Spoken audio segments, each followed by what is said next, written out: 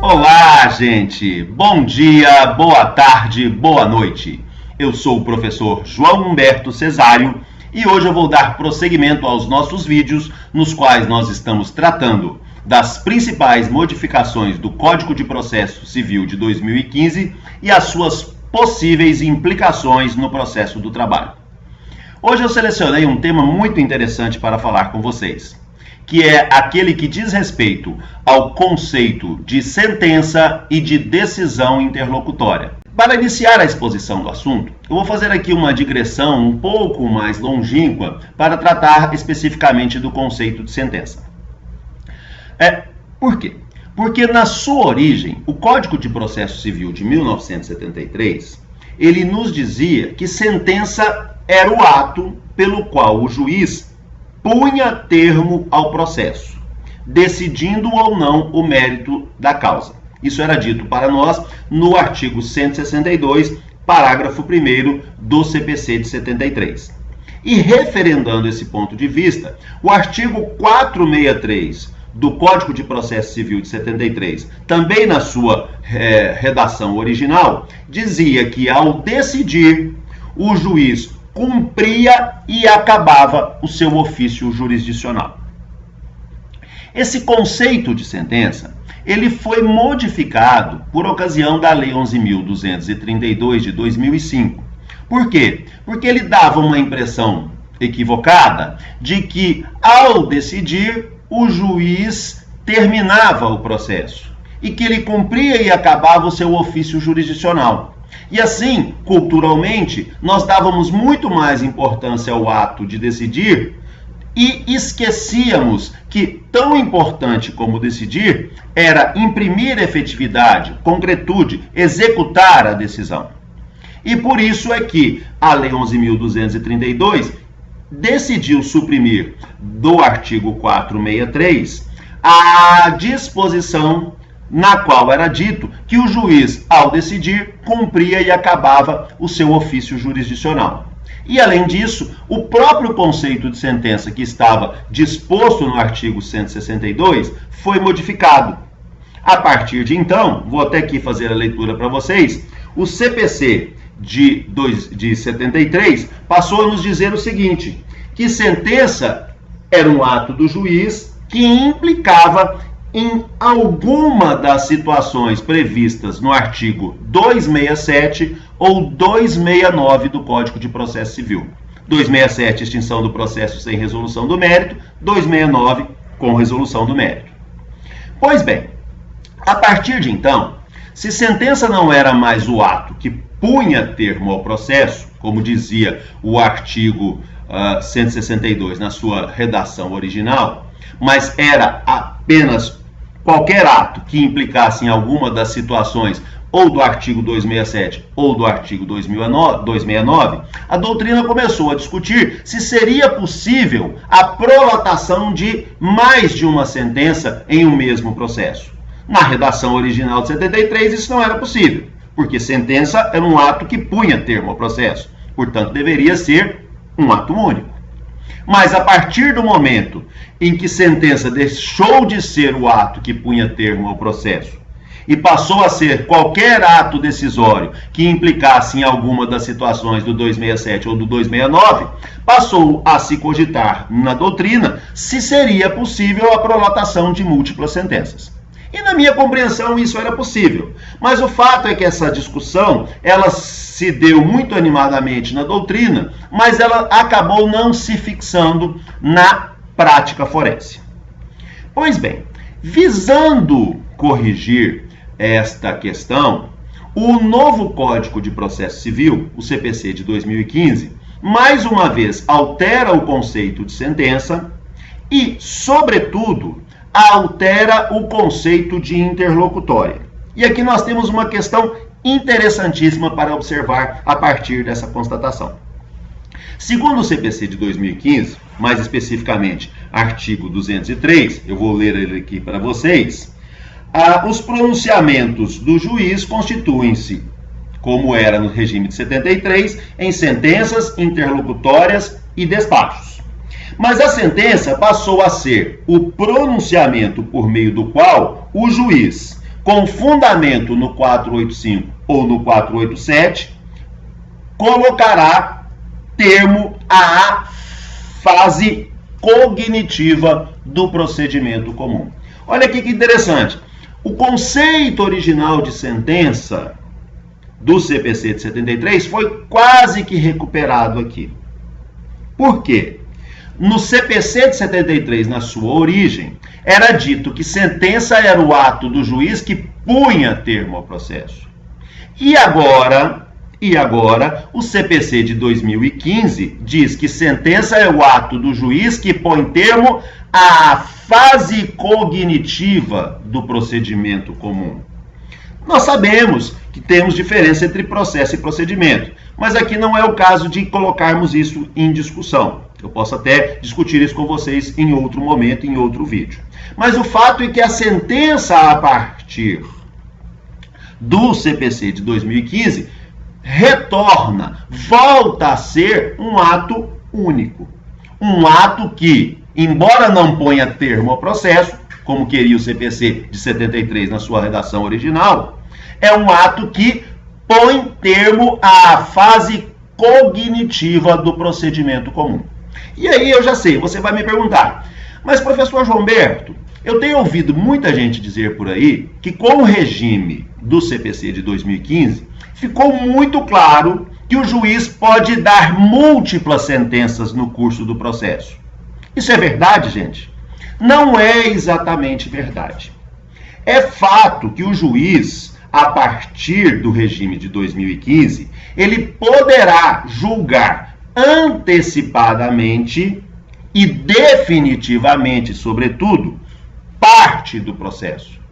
Mas a decisão que define antecipada e parcialmente o mérito do processo, a rigor, embora se pareça muito com uma sentença, legalmente falando, será considerada uma decisão interlocutória, com algumas especificidades bem interessantes para nós analisarmos, e nós vamos vê-la aqui agora. Só para vocês notarem o que eu estou dizendo, veja o que dizia o CPC de 73 acerca do conceito de decisão interlocutória. Vamos lá no parágrafo 2º do artigo 162 do CPC de 73. Ele diz que decisão interlocutória é o ato pelo qual o juiz, no curso do processo, decide questão incidente.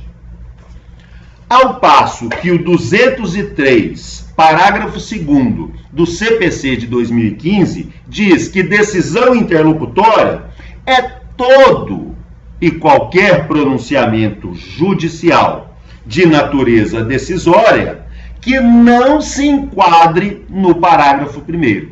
Olha aqui que interessante. Há uma diferença sutil, mas interessantíssima.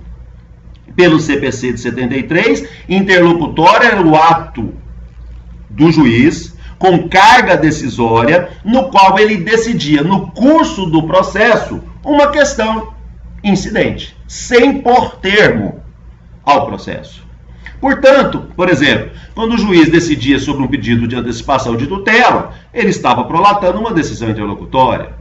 Quando o juiz decidia a exceção de incompetência em razão do local, ele estava prolatando uma decisão interlocutória. Ou seja, era uma decisão, um pronunciamento do juiz de conteúdo decisório prolatado no curso do processo, mas no qual ele meramente resolvia uma questão incidente.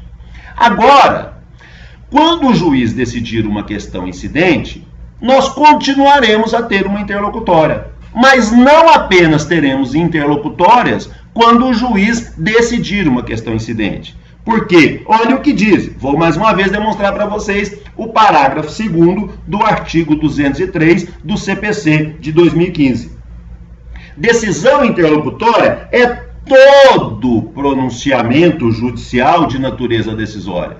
Não apenas o que se decide questão incidente no curso do processo. É todo e qualquer pronunciamento judicial com carga decisória que não se enquadre no conceito de sentença. Ou seja, todas as vezes que o juiz der uma decisão no curso do processo e essa decisão não se enquadrar no conceito de sentença, que nós já vimos, essa decisão terá natureza jurídica interlocutória, independentemente de ela meramente, como queria o CPC de 73, resolver apenas uma questão incidental. Isso aqui cria uma das maiores revoluções do processo civil, porque a partir de agora, nós veremos muito claramente, se vocês quiserem aí, dê uma olhada no artigo 356 do novo Código de Processo Civil. O 356 permite que o juiz decida parcialmente o mérito. Quando parte dos pedidos, e não todos, estiver madura para a decisão. Só que esta decisão terá natureza jurídica interlocutória. Por que ela terá natureza jurídica interlocutória? Porque ela não colocará termo à fase cognitiva do procedimento comum. O procedimento comum vai continuar. E lá no final ele será definido por uma sentença. Mas antes disso nós podemos decidir parte do mérito. E decidir definitivamente. Só que nós decidimos definitivamente, não mais por sentença, mas por interlocutória nessas circunstâncias. Olha aqui o que diz o artigo 356. Acompanha aí comigo, gente. O 356 diz o seguinte: o juiz decidirá parcialmente o mérito, ou seja, ele pode decidir apenas parte do mérito, quando um ou mais dos pedidos formulados, ou parcela deles, se mostrarem incontroverso. Antigamente, a incontrovérsia dos pedidos não rendia aso a uma decisão parcial e definitiva de mérito, mas tão somente a antecipação dos efeitos da tutela de mérito. Quem quiser dar uma olhada no artigo 273, parágrafo 6º do CPC de 73, ou também, naquelas situações, o juiz poderá decidir parcial e antecipadamente o mérito, por via de uma interlocutória, naquelas circunstâncias em que algum dos pedidos ou parcela deles, nos termos do inciso 2, estiver em condições de imediato julgamento. Deixa eu explicar isso aqui para vocês melhor. Imagina o seguinte: você ajuizou uma ação pedindo adicional de insalubridade em favor do seu cliente e indenização por danos morais. O juiz colheu toda a prova oral e ele já tem condições, o processo está maduro o suficiente para ele julgar o pedido de dano moral. Mas hoje, como nós trabalhamos, o que nós fazíamos? Nós não decidíamos essa questão antecipadamente, ainda que ela estivesse madura para a decisão. Por quê? Nós íamos mandar fazer uma perícia para averiguar a existência ou não da insalubridade, e somente depois que a perícia estivesse pronta, depois daquele longo procedimento de produção da prova pericial, é que os atos viriam conclusos para o gabinete do juiz, para ele, por via de um ato único chamado sentença, decidir os dois pedidos: o pedido de indenização por dano moral e o pedido de adicional de insalubridade. Agora não mais. Olha aqui nessa circunstância. Nos termos do artigo 356, inciso 2 do Código de Processo Civil, nesse exemplo que eu acabei de dar, o que o juiz pode fazer? Ele pode falar: olha, parte dos pedidos já estão maduros para a decisão. No caso específico do meu exemplo, o pedido de indenização por dano moral.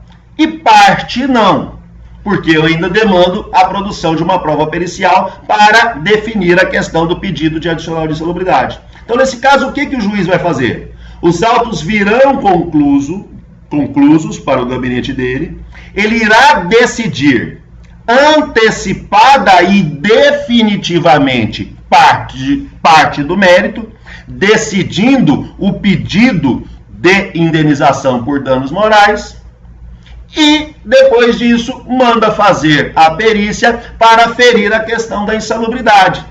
Depois que a perícia estiver pronta, aí sim ele vai dar um ato decisório chamado sentença, no qual ele vai julgar o pedido de adicional de insalubridade, e esse ato chamará sentença porque ele finalmente colocará fim ao procedimento melhor dizendo, ele colocará fim à fase cognitiva do procedimento comum. Mas antes disso, lá atrás ele já julgou definitivamente o pedido de adicional de insalubridade e os seus reflexos. Só que esta decisão, em que pesa a sua carga decisória evidente, ela não teve o condão de colocar fim à fase cognitiva do procedimento comum, porque ainda demandava o julgamento de adicional de periculosidade, de insalubridade. Nesse caso, portanto, nos termos do artigo 203, parágrafo 2º, essa decisão em que pese decidir definitivamente parte do mérito, possui natureza jurídica interlocutória. Entenderam bem? A questão é a seguinte, tá, tudo bem. No processo civil, esta é a nova sistemática. Essa sistemática é aplicável ao processo do trabalho? Me parece que sim. Pelo seguinte motivo, nós não temos definição na CLT acerca do que é uma sentença e do que é uma decisão interlocutória. Portanto, naturalmente, nós temos que trabalhar com os conceitos civilistas de sentença e de decisão interlocutória. E mais, me parece que essa possibilidade de o juiz julgar antecipadamente e definitivamente parte do mérito dialoga muito bem com o processo do trabalho. Porque, obviamente, esta é uma inovação que tem nítida inspiração no princípio constitucional da razoável duração do processo e que é capaz de imprimir celeridade ao processo. E nós sabemos muito bem que uma das marcas características que compõe o núcleo duro do processo do trabalho é justamente a celeridade. Portanto, a dicção dialoga muito bem com o processo do trabalho. A grande questão que se coloca nesse contexto, o grande debate que nós poderemos fazer é o seguinte: mas professor, vocês poderiam me perguntar, mas como que fica o problema do recurso? Porque afinal de contas, se essa decisão é interlocutória, nós temos do artigo 793, parágrafo, melhor dizendo, 893, parágrafo 1º da CLT, a parte não pode dela recorrer de imediato, porque um dos princípios do processo do trabalho é o princípio da irrecorribilidade imediata das decisões interlocutórias. Vejam bem, gente, vocês têm razão em parte na alegação de vocês. De fato, em regra, decisões interlocutórias não podem ser recorridas de imediato no processo do trabalho. Mas esta não é uma regra absoluta. Se vocês quiserem ver bem, dê uma olhada aí na súmula 214 do Tribunal Superior do Trabalho. Ela prevê pelo menos 3 hipóteses nas quais eu posso recorrer de imediato de uma decisão interlocutória. Vou dar aqui um exemplo. Um dos exemplos que estão ali de possibilidade de recorribilidade imediata de decisão interlocutória no processo do trabalho, nos termos da súmula 214, é quando o juiz acolhe uma exceção de incompetência em razão do local e determina a remessa do processo para uma vara que não faz parte do regional de origem, do regional que julgou originariamente a matéria. Nesse caso, nós podemos recorrer de decisão interlocutória de imediato. Então, o que me parece claro? Aqui, ao trabalhar com esta possibilidade de recorribilidade imediata de decisão interlocutória, por exceção, nós teremos mais uma hipótese a partir de agora, que é justamente essa hipótese quando o juiz julgar antecipada e parcialmente o mérito de maneira definitiva. Porque, afinal de contas, se nós não permitirmos o recurso de imediato para quem suporta a decisão irá transitar. E nós estaríamos conspirando, se impedíssemos o recurso de imediato, contra o princípio do duplo grau de jurisdição. Porque eu quero mostrar aqui, olha aqui, essa aqui é uma outra boa novidade. A partir de agora, não há nenhuma dúvida que algumas decisões interlocutórias, como essa que eu acabei de exemplificar, podem transitar. O artigo 356 diz muito claramente que uma vez julgada parte do processo antecipadamente por decisão interlocutória, nos termos do seu parágrafo 2º 356, a parte pode liquidar ou executar desde logo a decisão. E diz no parágrafo 3º que, na hipótese do parágrafo 2º, se houver trânsito em julgado da decisão interlocutória, a execução será definitiva. Olha que interessante. Nós temos aqui uma outra novidade interessantíssima. Decisão interlocutória a partir de agora, não há qualquer dúvida que algumas delas podem sim transitar e podem ser título executivo. Inclusive, título executivo definitivo em caso de ocorrência de trânsito. Portanto, nós temos aqui uma situação muito clara, onde, mais uma vez, nós teremos que criar uma exceção ao princípio da irrecorribilidade imediata das decisões interlocutórias no processo do trabalho. Então, me parece que já lá na súmula do 214, o TST já elencou 3 exceções, pode perfeitamente elencar mais uma, não teremos problema nenhum. E aqui ficou muito claro qual será o recurso que no processo do trabalho nós manejaremos. No processo civil, confirmando a natureza interlocutória da decisão, o recurso que é dado à parte que tem interesse recursal é o agravo de instrumento. Diz o parágrafo 5º do 356. A decisão proferida com base neste artigo, ou seja, uma decisão interlocutória que resolve antecipada, parcial e definitivamente o mérito da demanda, ela será impugnável por agravo de instrumento. Mas nós sabemos que o agravo de instrumento do processo civil não existe no processo do trabalho. Agravo de instrumento se presta para outro desiderato no processo do trabalho, que é o de destrancar recursos. Ora, nós sempre recorremos de decisão interlocutória no processo do trabalho. Nós só não o fazíamos em regra de imediato. E na maioria das vezes, nós atacávamos as interlocutórias por recurso ordinário. E às vezes podemos atacar até mesmo por via de recurso de revista. Se vocês olharem bem as exceções lá da súmula 214, por exemplo, vocês verão com muita clareza que em algumas circunstâncias eu ataco decisão interlocutória no processo do trabalho, até mesmo por recurso de revista. Mas aqui no nosso caso, onde nós estamos discutindo uma decisão de primeiro grau, que julgou antecipada, parcial e definitivamente o mérito da demanda, obviamente que o recurso cabível, manejado de imediato, será o recurso ordinário. Aliás, como nós já fazemos hoje, quando, por exemplo, nós temos interesse recursal naquelas circunstâncias em que o juiz acolhe uma exceção de incompetência em razão do local e remete os autos para uma vara que não pertence ao juízo de origem. Nesses casos, desde sempre, nós atacamos essa decisão por recurso ordinário. O que equivale dizer que recurso ordinário, em que pese o 895 da CLT não ser tão explícito, se presta também, para além de atacar a decisão definitiva ou terminativa, para atacar decisão interlocutória. Então, me parece que esta regra da mudança dos conceitos de sentença e de interlocutória, da possibilidade de decisão antecipada, parcial e definitiva do mérito, dialoga muito bem com o processo do trabalho, porque homenageia os princípios da razoável duração do processo e da celeridade, e pode ser perfeitamente compatibilizada com o sistema recursal trabalhista.